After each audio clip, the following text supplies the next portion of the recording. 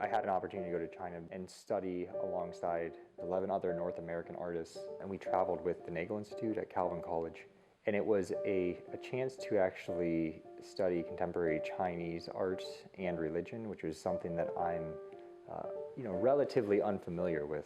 What I started to realize is that 2 weeks was not going to be enough time to fully understand a situation that is way more complex than what is apparent on the surface.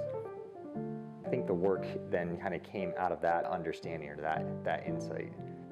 And in order for the work to be honest, it seemed like it had to somehow speak into that there was always like that my perspective was always going to be fragmented, and that I wasn't ever going to be able to see like a total picture.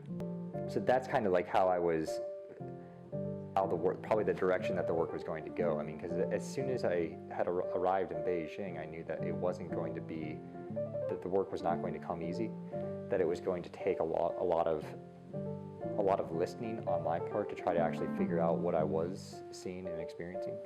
I think being attentive is a part of it, but I think it's also like recognizing moments of ambiguity where you can't really give a conclusive answer, and I don't want to give one.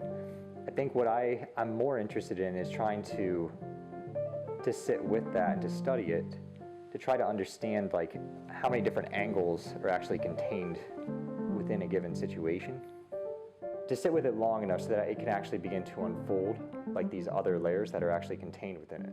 And then the longer that you sit with it, you start to realize that there's actually something contained underneath it.